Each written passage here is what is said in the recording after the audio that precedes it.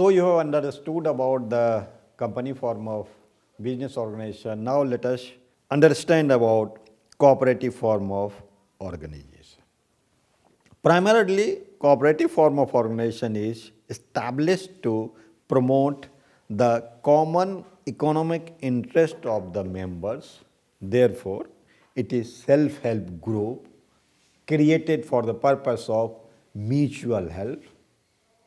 In fact, there is a feeling of service in place of profit, mutual help in place of competition, self-help in place of dependence, moral solidarity in place of unethical business practices. If you see the definition of cooperative form of organization, which has been defined by International Labour Office, it says that cooperative organization is an association of persons, usually of limited means, who have voluntarily joined together to achieve a common economic end through the formation of a democratically controlled business organization, making equitable contributions to capital required and accepting a fair share of risk and benefits of the undertaking. So that means few members join together. Their goal is not to earn the profit, rather to serve the members or the cooperative form of organization, and it is democratically controlled, and risk and benefits are quite shared among the members. Next is the Indian Cooperation Societies Act 1912, which defines it as a society which has as its objectives and promotion of economic interest of its members in accordance with the cooperative principles. So that means all these definitions states that it is a voluntary organization and the risk, profit, etc. are being shared among members, and the purpose is the common interest. The purpose is the service. The purpose is the mutual help. The purpose is self-help. For this purpose, cooperative form of organization is being created. Now with this definition, let us come to the features of cooperative form of organization. The first is voluntary association. As you all know that voluntarily people join this sort of cooperative, and any person can become a member irrespective of caste, creed, religion, etc., etc. The member comes together and they join it. Next is autonomy and stability. It is being guided by the general law related to the cooperative. Therefore, a cooperative society is self-governing. The society is self-sufficient, self-renewing, and self-controlling within its jurisdiction. Next is democratic management. The management of cooperative organization vests in the managing committee, which is being elected on the basis of one member, one vote, irrespective of the number of shares held by any member. So in the general body, the broad framework is being decided and managing committee follow those broad framework during the day-to-day functions. Next is capital. The capital is procured from its members in the form of share capital. So from the members you get it.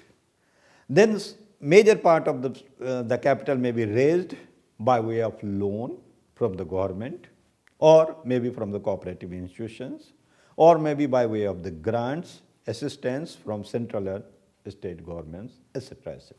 Next is government control. In India, all cooperative societies are registered under Cooperative Societies Act 1999 or other state Cooperative Societies Act. Therefore, there is a control by government. Next is service motive.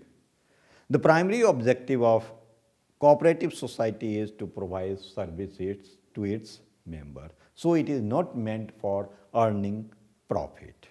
Basic objective is service. Next is limited return on capital.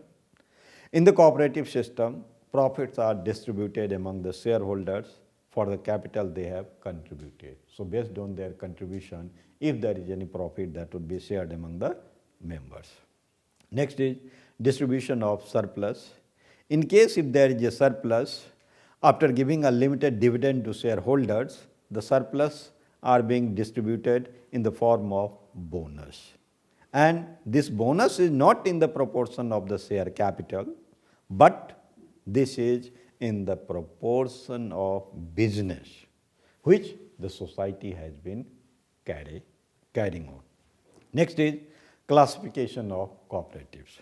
There may be consumer cooperatives where the people who wants day-to-day household goods at reasonable price, they form a consumer cooperative societies, and the objectives here is to protect the members from the evils of unfair trade and the steep rise in prices. So these societies purchase goods in bulk from wholesalers or producers and they sell among the members. Next is producers cooperative. As the name suggests, that small industrial producers and artisans, they come together and they form producers cooperative society, and they try to protect the small producers and workers from exploitation. They may provide credit facility, supply raw materials, marketing the products produced by the members, and they may also help the members to buy machinery on hire purchase. Next is marketing cooperatives. In these cooperatives, the producers form a cooperative society for the purpose of selling of their output, because marketing, is a very important activity for the producers. It is very difficult also. So therefore, they try to protect the producers from exploitation by the middlemen, and they try to market those products. Next is housing cooperatives. In this form of the cooperatives, it is basically provided for the purpose of the building of the housing facilities for the members. Therefore, they acquire land, plan layout, construct houses, and allot them to the members. Sometimes they may also allot the plots to the members. Next is credit cooperatives. In the credit cooperatives, persons who are in need of credit, this cooperative provides credit to those persons, to the members at reasonable rate of interest.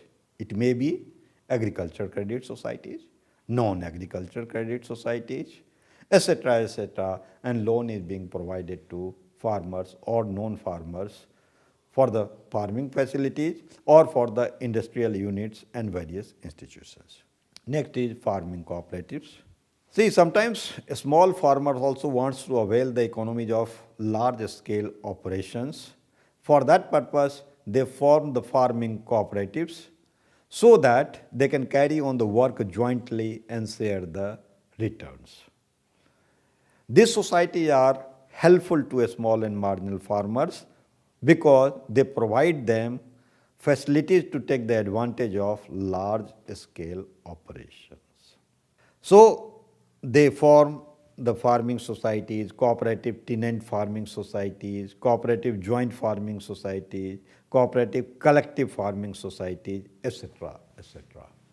In addition to all these things, various types of cooperatives may be formed on the principles of the cooperation among the members and to attain the common objectives from the service point of view. There may be processing cooperatives, there may be construction cooperatives, there may be transport cooperatives, there may be auto rickshaw cooperatives, there may be washermen cooperatives, there may be fishery cooperatives, dairy cooperatives, sugarcane growers cooperatives, wild seeds growers cooperatives, etc., etc. And the aim is to promote the welfare of their members. As far as merits and limitations of the cooperative societies are, the merits are easy formation because members come join, any 10 adult persons can voluntarily form themselves into association and they can get registered with the registrar of the cooperative society. Next is limited liability. Liabilities of the members is limited in cooperative society. Next is social services. There is a feeling among members about the social services, that is just morally they provide, value they provide for the everyday life to run the business. Next is state assistance. The government has also adopted the cooperative society for an instrument of economic policy as well. Therefore, the grants, loan, financial assistance, etc. are offered by the government. Next is open membership, open to everybody. Those who have the same sort of the feelings to serve the society, they can come and join there.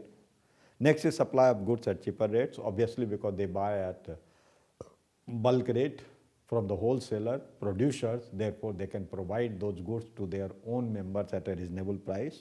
These were the merits of that cooperative form of business organization. Let us see the limitations, and the limitations are: first is lack of business acumen. Obviously, you don't have the talented persons or the expert or the professionals, therefore they lack business perspective in the day-to-day operation. Next is absence of mutual interest. Obviously, the person may be influenced by some of the group, so on and so forth. Therefore, there may not be that much of the mutual interest for the cooperative form of organization itself.